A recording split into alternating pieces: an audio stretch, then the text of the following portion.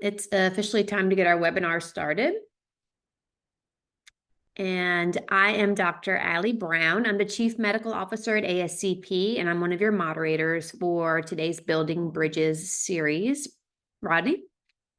Good morning, everyone. I'm Dr. Rodney Rohde, a Regents Professor and Chair of the Texas State University Medical Laboratory Science Program and fellow co-moderator of the amazing Dr. Allie Brown.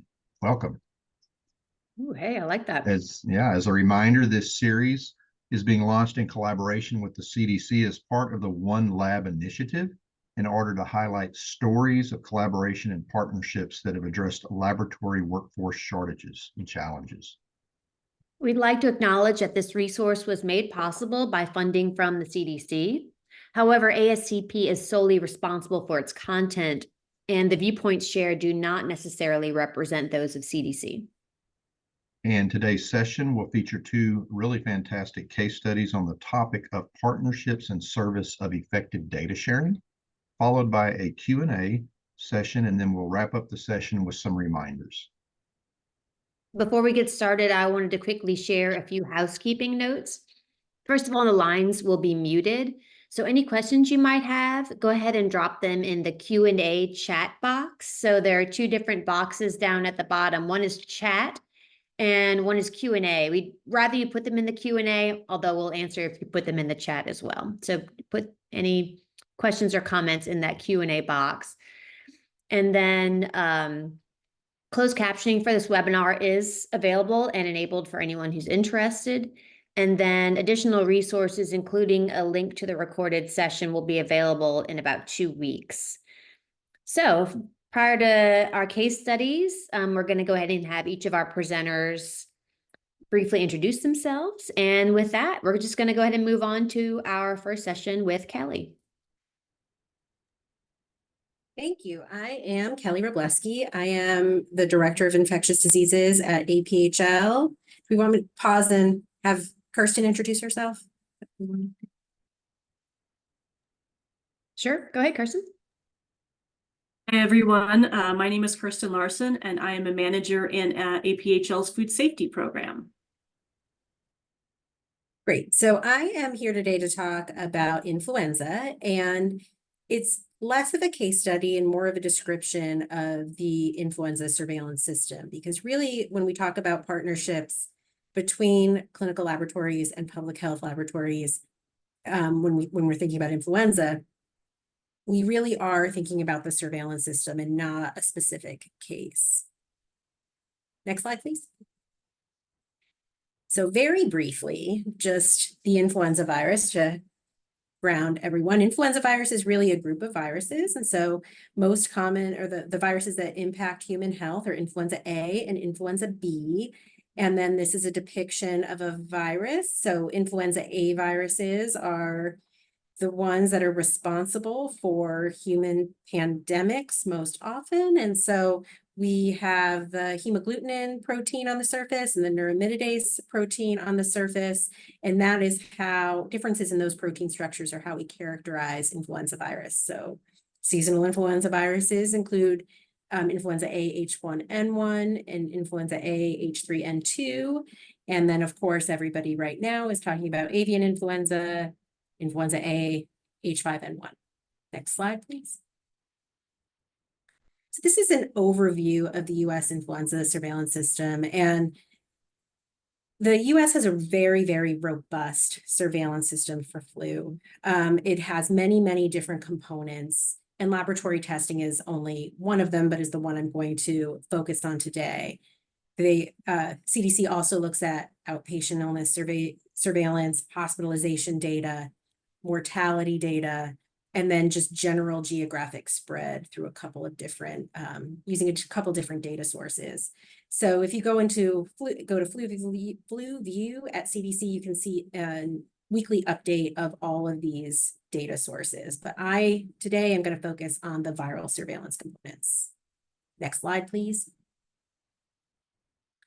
All right, so for viral surveillance in the US, there are 3 main components, and all of them require strong collaboration between clinical laboratories and public health. So the These include US Public Health Laboratory Surveillance and Characterization, the National Respiratory and Enteric Virus Surveillance System, which is also known as NERVS, and then novel influenza A reporting.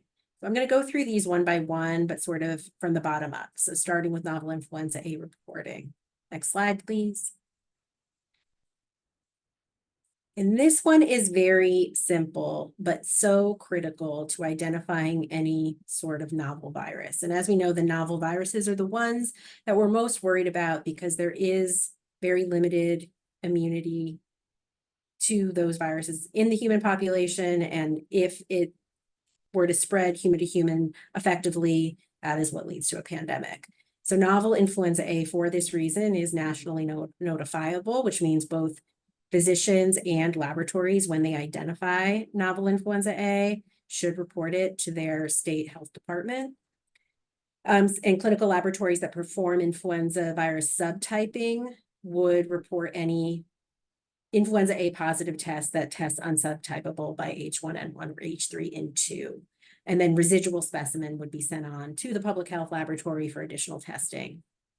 This is how things like swine variants like H3N2V or H5N1 could be identified. Public health laboratories have additional subtyping kits that allow them to test for these novel viruses. Next slide, please.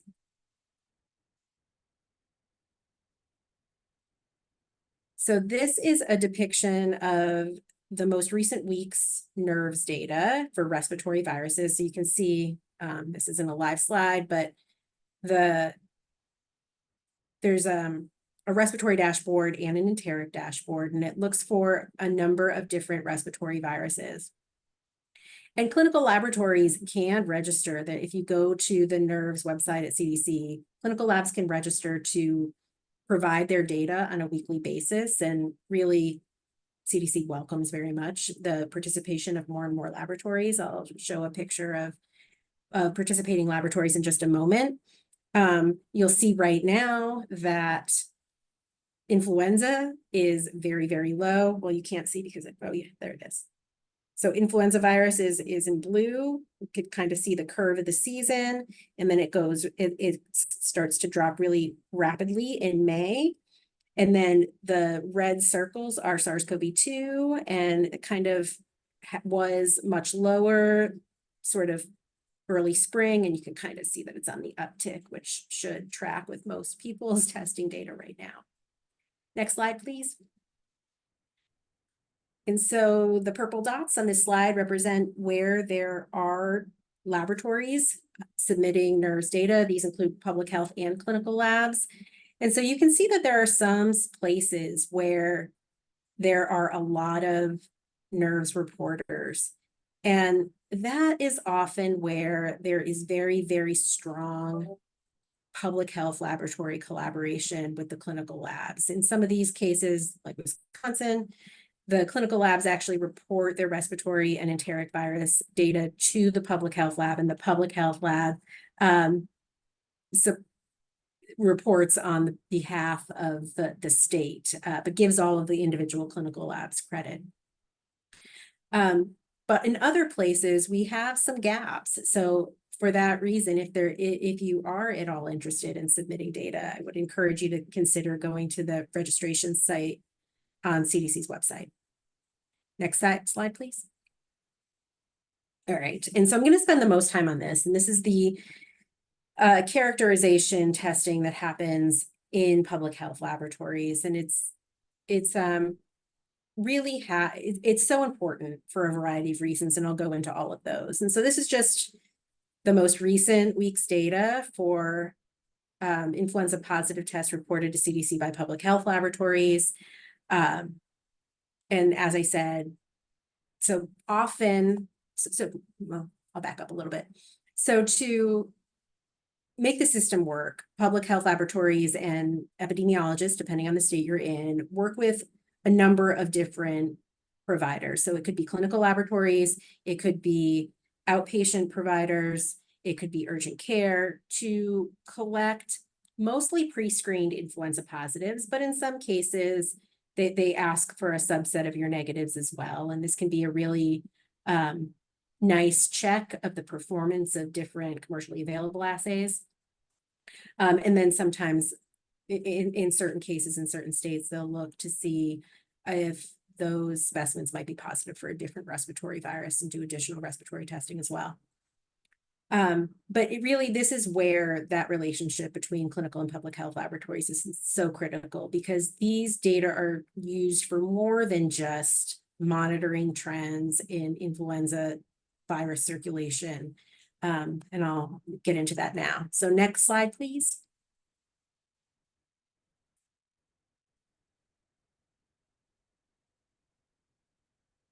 Okay, so maybe there's a slide missing, but maybe I'll get to that.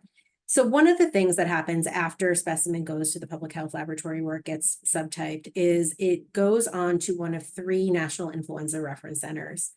So a subset of those specimens that test positive, a subset of each subtype, go on to the NERCs on a biweekly basis. And so the original specimens receive both whole genome sequencing to look for virus variations in the virus, and they get cultured and isolated for additional antigenic characterization testing at CDC and as well as antiviral testing. And so those data are used to monitor the effectiveness of antivirals, but also to really look at vaccine efficacy, and then to begin the process to select the vaccine strains that will be included in the next season's influenza virus. Next slide, please. All right, so this slide describes a bit more the objectives of this public health laboratory surveillance or influenza virus characterization. So it's to detect novel and reassortant influenza viruses. So, so much like I described when we talk about novel influenza virus A reporting, public health laboratories go through this algorithm, this subtyping algorithm. Anything that is unsubtypable in a public health laboratory might get screened using an H5 or an H7 assay, and or would get sent to CDC for further characterization to identify what it is. In some cases, when it's unsubtypable, it's because it was a high CT value. But in other cases, there are often viruses, novel swine viruses in particular, identified associated with fair season. And so during the summertime, we really ramp up surveillance associated with agricultural fairs.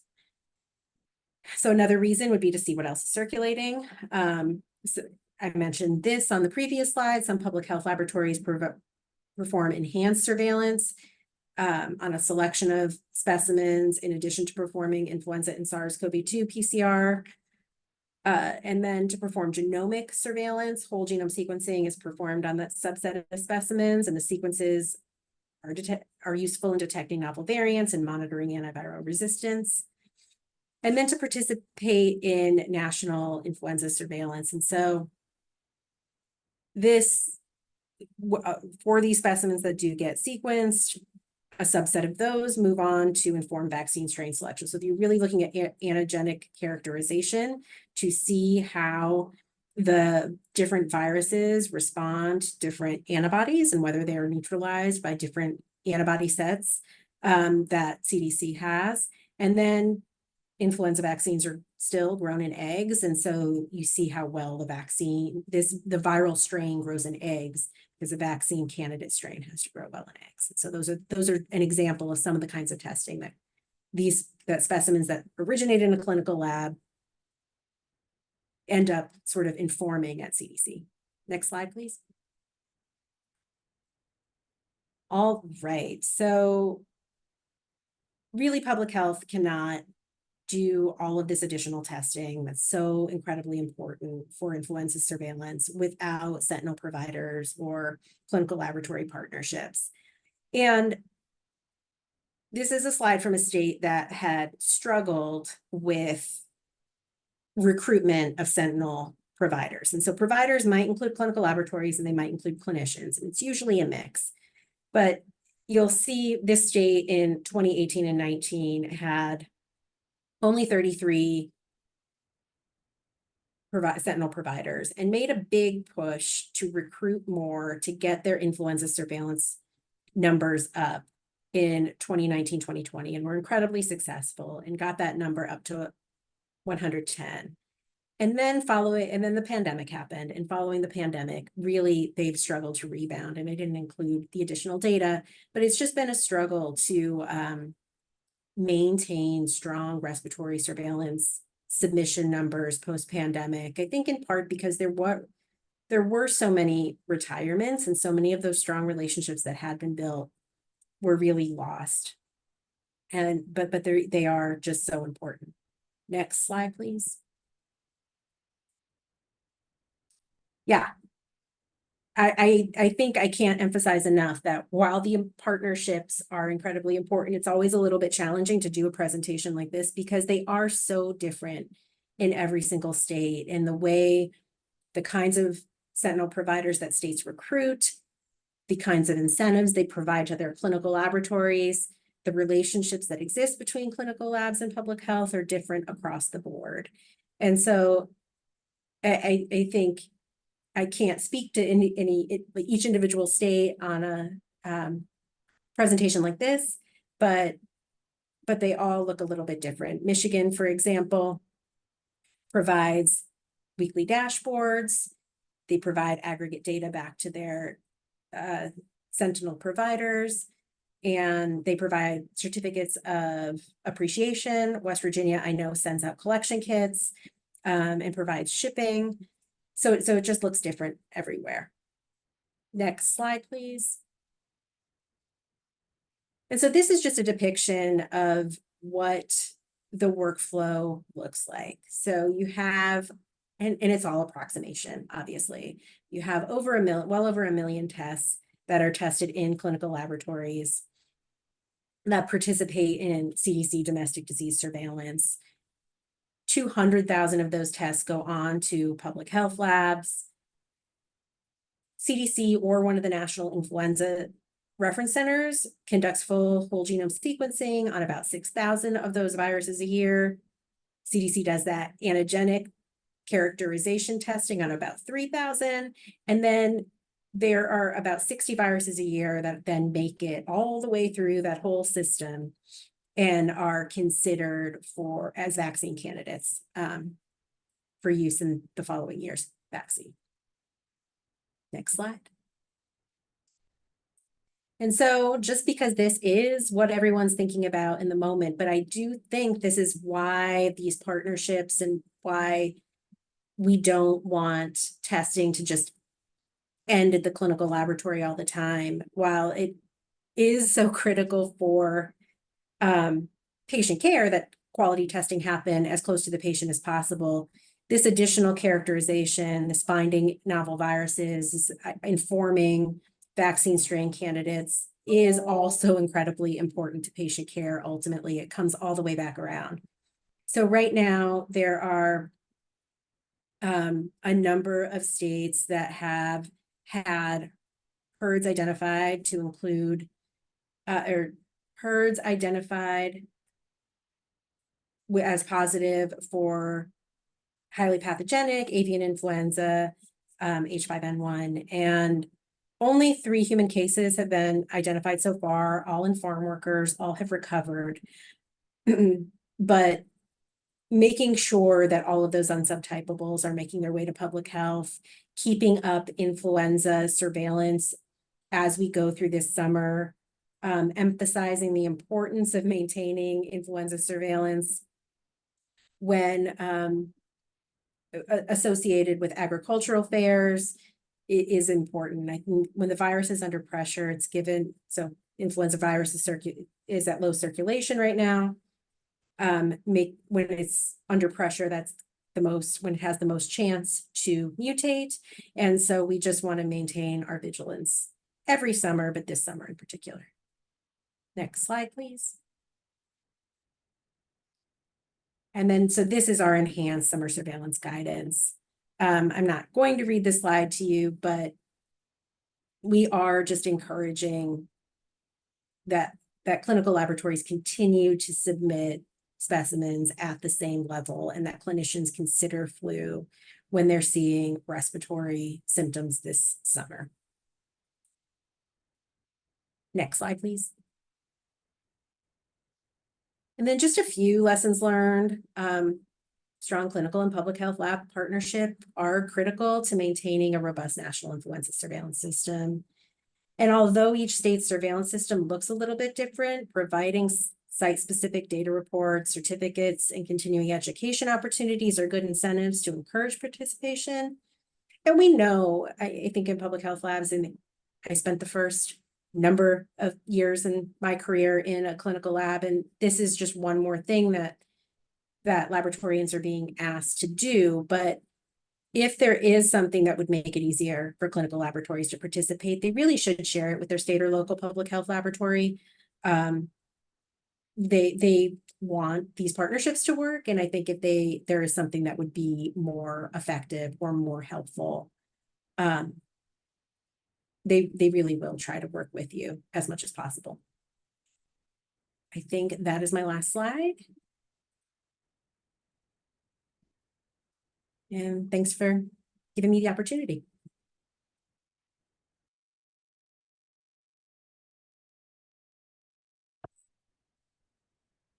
Great, thanks, Kelly. So I am excited today to be able to talk to you about the ways in which public health collaborates with partners and shares data to detect and respond to foodborne disease outbreaks. So I will be walking you through a multi-year outbreak of Listeria monocytogenes linked to soft cheeses, and actually I will be providing a really high-level overview of the outbreak.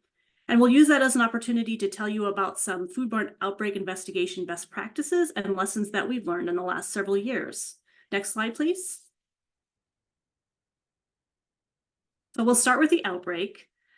In December of 2017, the Centers for Disease Control and Prevention, CDC, detects a cluster of Listeria monocytogenes via PulseNet, which I'll talk more about in just a moment. Listeria monocytogenes is a rod-shaped gram-positive bacterium that is widespread in the environment and can be isolated from soil and water. It's particularly dangerous in elderly or immunocompromised individuals, often presenting as an invasive infection such as sepsis or meningoencephalitis. And infection during pregnancy can result in miscarriage, stillbirth, preterm labor, and sepsis or meningitis in the neonate. So the cluster that CDC has detected is a common pulsed field gel electrophoresis pattern in PulseNet. At this point, there are 8 cases from 5 states, with isolation dates ranging from June of 2014 to November of 2017. Via information shared by epidemiologists through standard case interviews, 7 of the 8 cases report Hispanic ethnicity, and 6 cases report consuming queso fresco and cotija-style cheeses. Environmental health specialists in Georgia conduct an inspection of a retail establishment where one of the cases has reported purchasing their cheese. And at the time of inspection, they take environmental samples, which are negative for Listeria. No specific brand or type of cheese can be implicated via epidemiology or laboratory data. And with no new cases, the outbreak is closed in March of 2018. Next slide, please.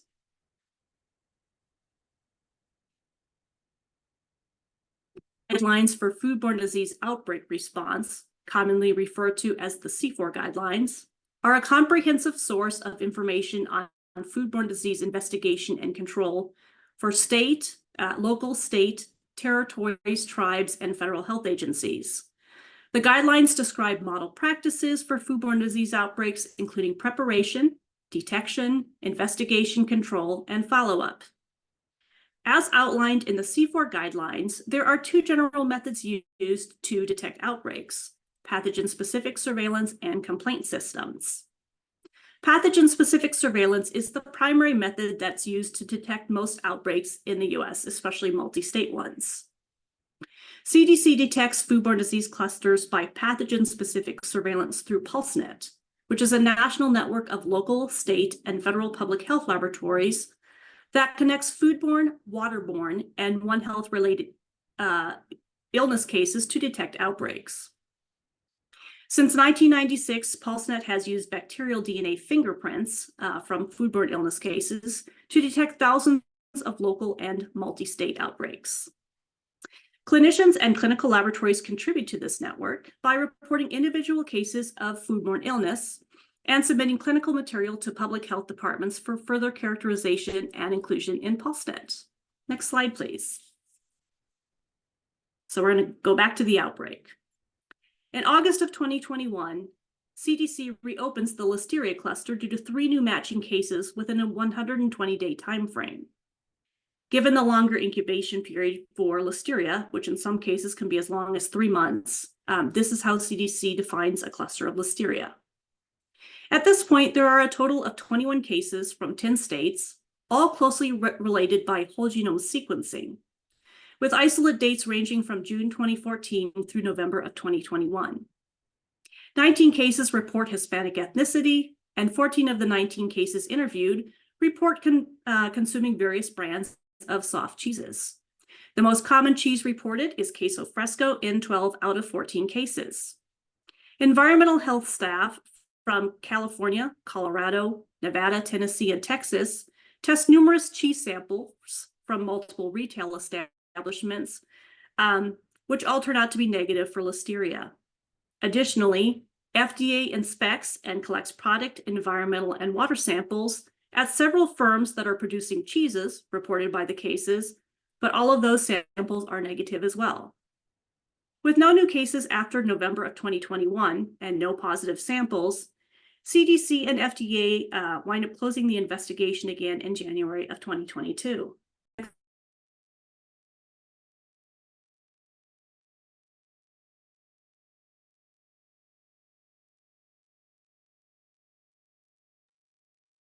Kirsten, I think you went on to mute accidentally. Okay. Sorry about that. I don't know what happened there. As I was saying, there have been several developments since the initial investigation in 2018. The first is that PulseNet has transitioned from pulsed field gel electrophoresis to whole genome sequencing. There have been several benefits of implementing whole genome sequencing, including improved discrimination, which allows public health to detect outbreaks faster and with fewer cases. WGS also provides an opportunity to determine strain characteristics, typically obtained through resource-intensive traditional methodologies. For example, species identification, serotyping, virulence, and antimicrobial resistance profiling can all conceivably be consolidated into a single whole genome sequencing workflow. Additionally, since the early 2010s, the use of culture-independent diagnostic tests has been growing rapidly. I'm sure, as all of you probably well know, CIDTs hold several advantages over traditional culture. The results can be obtained more rapidly, a feature that can be critical for clinical decision-making. CIDTs may require less technical expertise, and the relative ease of use may increase the number of patients tested. Some CIDTs may even be more sensitive than culture. They can enable the detection of organisms for which there are currently no practical laboratory tests, and they also increase our ability to detect polymicrobial infections. However, there is one drawback of CIDTs, in that they don't provide an isolate, which has made public health surveillance more challenging in recent years. Whole genome sequencing requires an isolate. Therefore, public health laboratories continue to need isolates or specimens from clinical laboratories. We're working toward culture-independent methods and ultimately metagenomics, but we're not there quite yet. Next slide, please.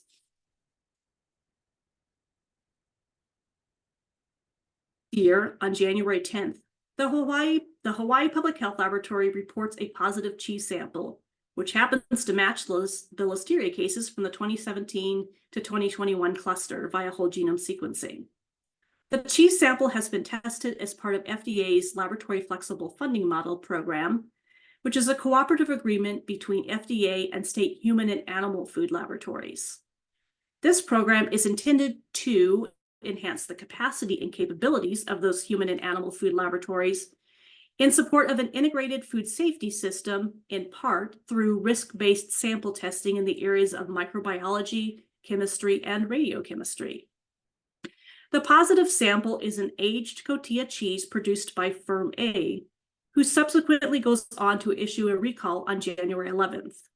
The recall will eventually expand to include several additional cheese and dairy products. Based on the positive cheese finding, CDC reopens the investigation on January 18th. And as of January 18th, there are 26 illnesses from 11 states. 22 patients report Hispanic ethnicity, with 16 of 22 cases interviewed reporting queso fresco type cheese consumption. FDA initiates an on-site inspection of Firm A on February 5th, and 2 environmental samples test positive for Listeria, which happen to match the cheese sample and the human cases, also via whole genome sequencing. At this point, CDC continues to monitor for new cases and eventually is able to close the investigation on April 8th. Next slide, please. Some of you may be familiar with the classic 4-legged stool when it comes to foodborne outbreak response. Public health must work across all disciplines: laboratory, environmental health, epidemiology, regulatory programs, etc., and across all levels of government when detecting and responding to these outbreaks. However, it's also essential to work collaboratively across laboratory systems as well. Public health cannot do what it does without clinical laboratories.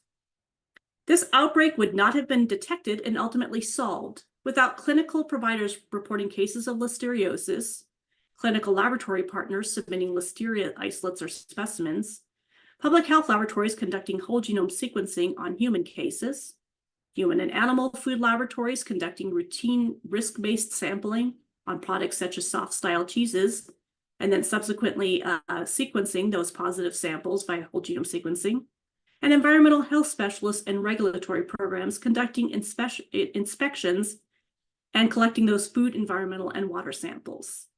Next slide, please. So in summary, just wanted to draw your attention back to a few of my key points throughout my presentation. The C4 guidelines for foodborne disease outbreak response provide model practices for foodborne disease outbreak preparation, detection, investigation, control, and follow-up. The 3rd edition, which was published in 2020, is available on C4's website at www.c4.us. Additionally, APHL has created some web-based learning modules that provide a high-level overview of the content in each chapter of the C4 guidelines. Those modules are available on APHL's Learning Center and provide PACE credits upon completion. Pathogen-specific surveillance through PulseNet is our most robust method for detecting these multi-state foodborne disease outbreaks, but it relies on close collaboration and data sharing among clinical and governmental laboratories. Whole genome sequencing offers several advantages over pulsed field gel electrophoresis, but still requires those isolates. And while CIDTs offer several advantages over traditional methods, they do not provide the isolates that public health needs to conduct surveillance. Therefore, collaboration across disciplines at all levels of government and within laboratory systems is essential for robust foodborne disease outbreak detection and response. And with that, I will wrap up as well, and I think we're moving on to questions at this point.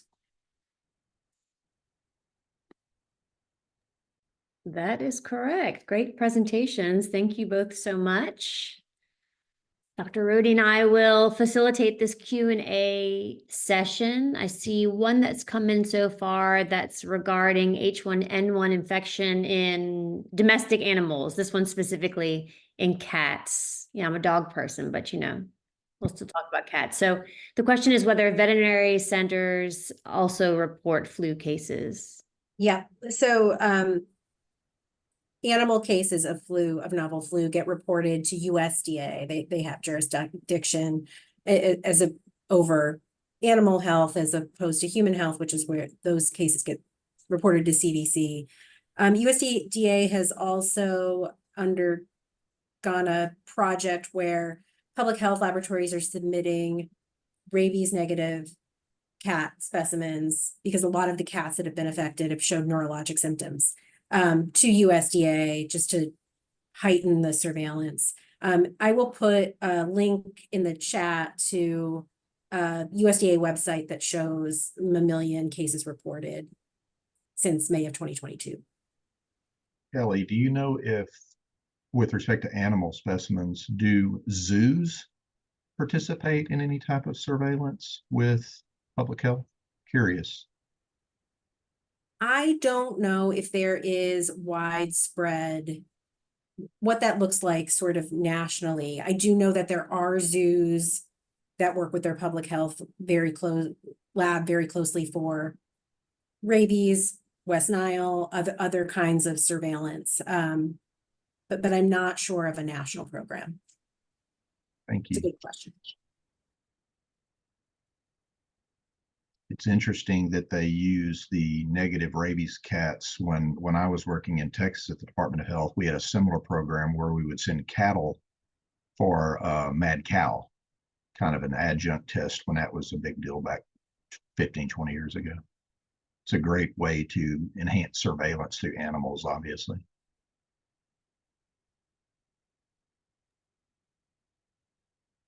We have another question.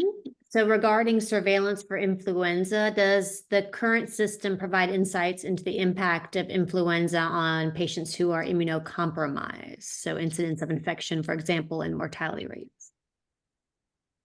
Yes, and so those are often collected through other means. And so there's a hospital network that CDC works with. So yeah, there's a hospital network that CDC works with that reports mortality data, more specific demographic data on the patient symptoms and severity of illness and that sort of thing. And so that does not typically happen through the laboratory space. As you know, when in the laboratory, you don't necessarily get a lot of data on symptoms and other demographic data on your requisition. And so that is much more focused from some of these hospital-based surveillance systems that CDC maintains.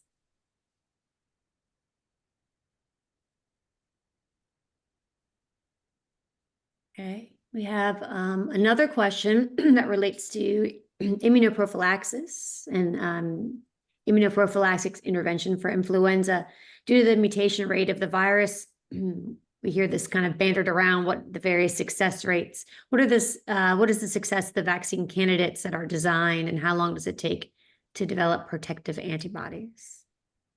Yeah, you are stretching the Getting into limits the of other my side. knowledge. Yeah. Getting to the other side of it. Vaccines are not my area of expertise, but I'm happy to sort of put a link to a couple of resources in the chat. Yeah, that would be excellent. Of course, no vaccine is perfect. And, I know that we try our best every year to get the right variants. And the whole idea here of submitting these samples to be tested is probably one of the first and huge helps toward developing the appropriate vaccination. Exactly. Yes.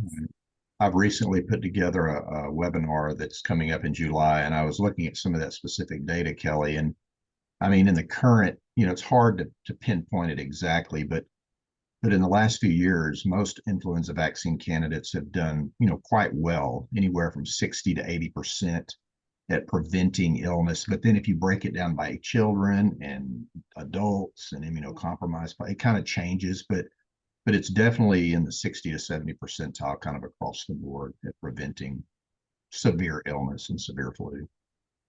Yeah, you hear that 60% being said a lot, and people say only 60%, Right. but 60% is really good. That's right. Compared to 0%, right? That's So, right. I always try to put driving it in, down transmission even more by not having right. fewer people sick. I always try to tell the public to put it in perspective for risk reduction. Nothing is 100%. It's all about, lowering risk. That's a good way to put it.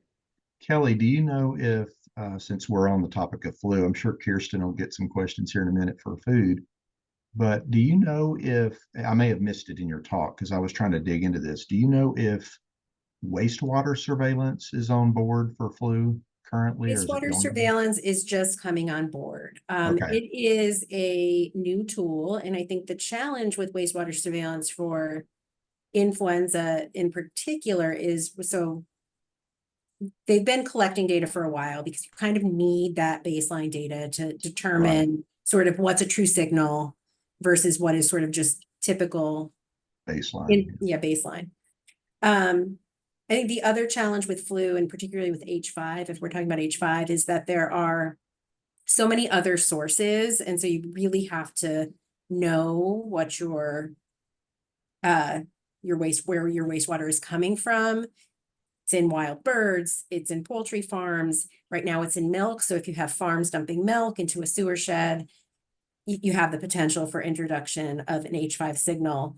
So it's a very useful tool, but it's just it's very new. So we need a lot of baseline data to understand how to interpret it. That makes sense. We have a question about the plan for dealing with the increased use of culture independent diagnostic tests. That one's for Kristen. It's a great question.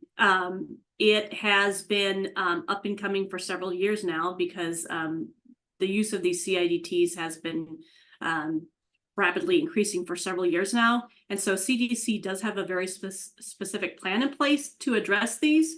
Most recently, we have been working on efforts to streamline the process for obtaining isolates from specimens that come into public health labs. Ideally, we'd love to get those isolates from our clinical laboratory partners, but we realize that you have a number of challenges and in some cases cannot perform reflex culture on these CIDTs. And so a lot of that has been falling to public health laboratories recently. And so I'm working closely with CDC and some subject matter experts among our members to create these streamlined workflows to come up with the most efficient and cost-effective way to identify and further characterize these enteric pathogens when they come into public health laboratories. And in fact, to that end, we actually have a webinar even this afternoon on the first of those documents, a Salmonella workflow. Looks like a question came in really directed for either one of you and maybe both of you. Someone asked, coming from the clinical laboratory environment, a lot of barriers to supporting reporting to the health department are there at times due to hospital resources to support that, although sometimes larger systems are a little more supportive. How do we get hospital administrators on board to support this non-productive work? With COVID, it was easy due to being mandated.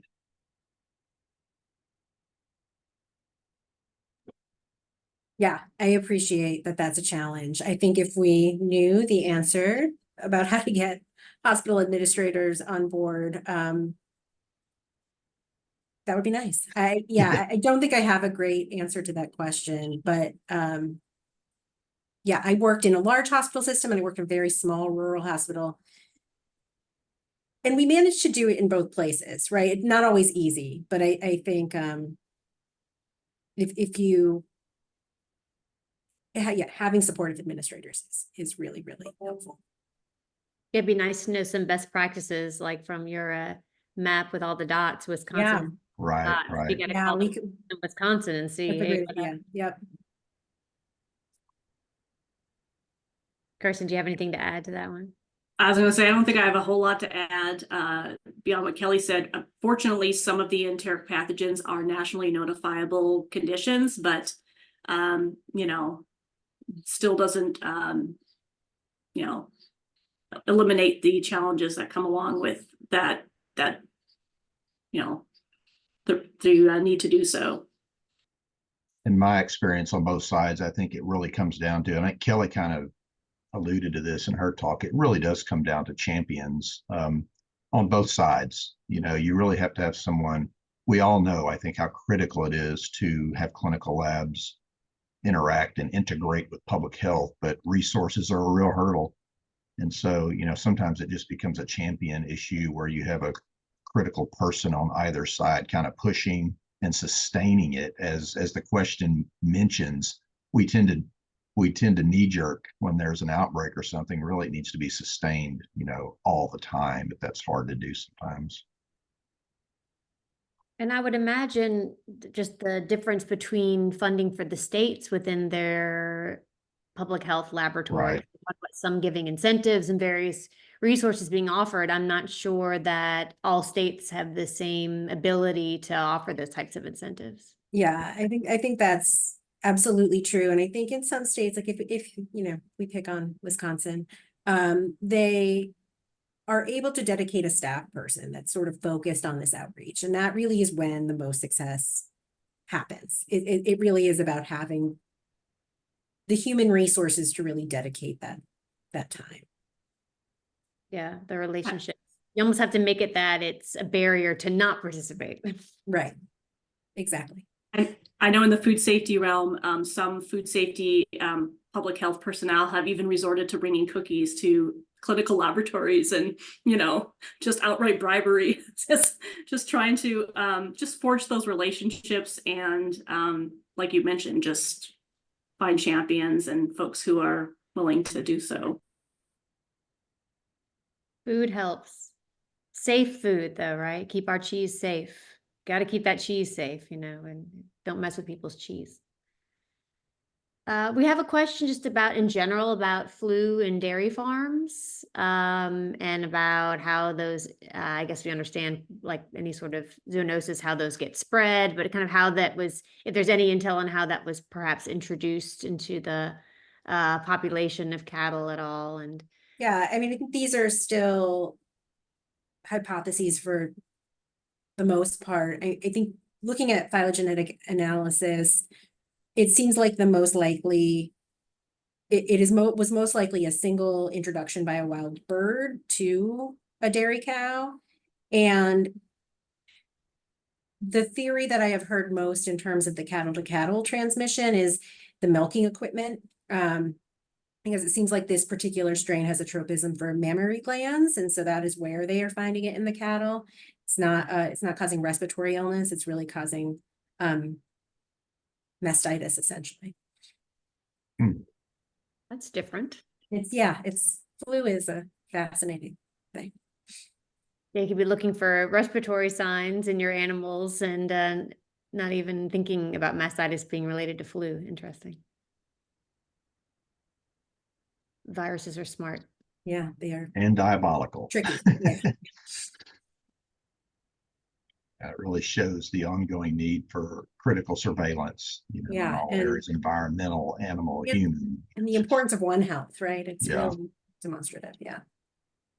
Well, I think that after the COVID pandemic, the public learned a lot about how these pandemics can occur and how things can be transmitted potentially from other species, and how that can cause problems. And have you seen increased resources or just what has been the difference since COVID regarding this work?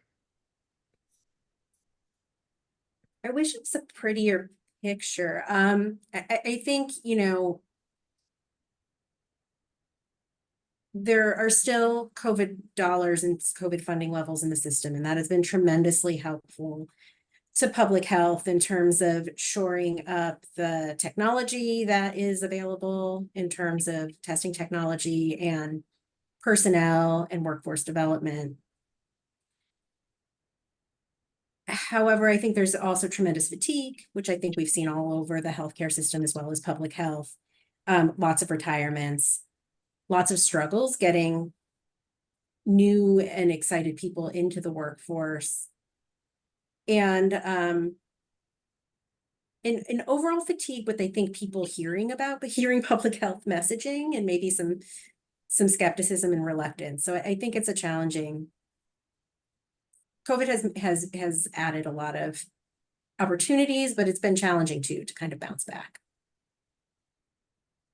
Yeah, I think that was shown very evidently in your graphics that you showed about specimens being submitted or sites that they were there. And Yeah. I kind of hoped that after the spike around COVID, that would have been built in the routines for so many of those practices. Right. But no, you see the huge drop, and it happened right away. Like when things, but as you said, a lot of these things rely so much on individuals being in tune to that, and not necessarily with ingrained protocols, et cetera, especially in smaller places. So unfortunately, that's not terribly surprising, although disappointing. Disappointing. Yeah, I think it's really shown, and I know everybody here probably is I'm preaching to the choir, but it's really shown the need for individuals like yourselves, academic programs, hospital leaders, public health leaders, and those in the trenches, really, how critically important it is to have good science communication and to continue to tell the story about why it's so important, even in the midst of some of that skepticism. Because, if we don't do that, others will fill that void, as we've seen. So we need to keep telling those stories. Kirsten, we had another question pop up about what was the source? Was it ever determined what the source was for the cheese contamination? I think you went through that maybe a little bit.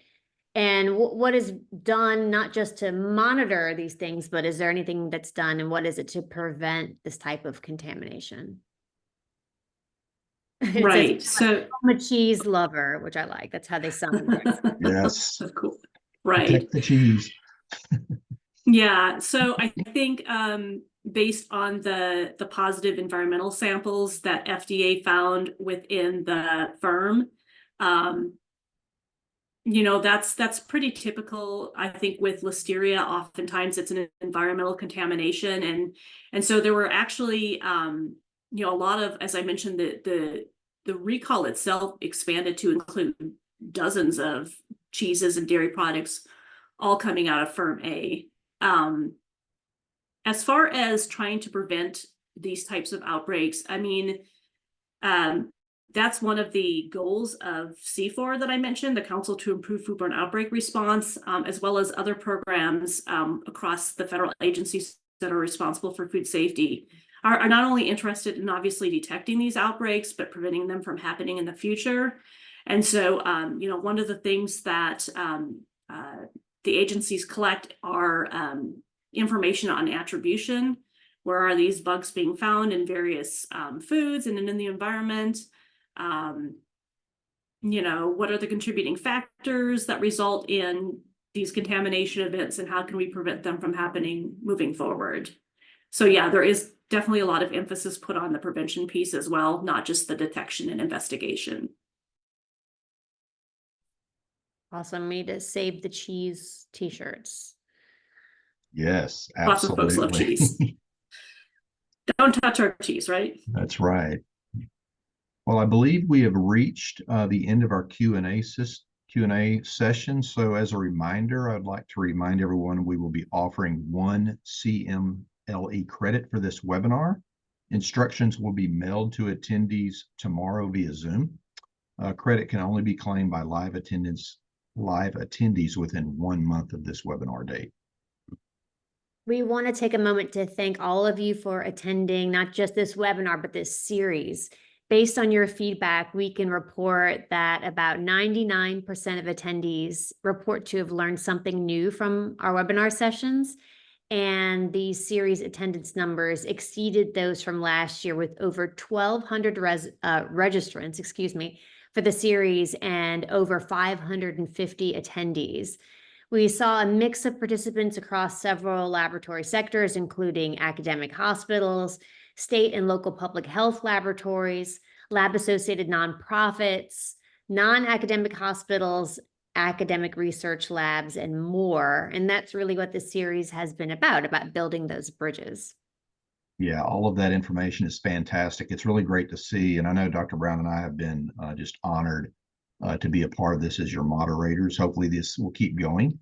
And really in the spirit of the webinar series, which is intended to highlight stories of collaboration that help resolve laboratory workforce challenges and workforce shortages and other things that are happening in the current state of affairs, and really to stimulate opportunities for ongoing collaborations and shared dialogue between the public health and clinical laboratory workforces.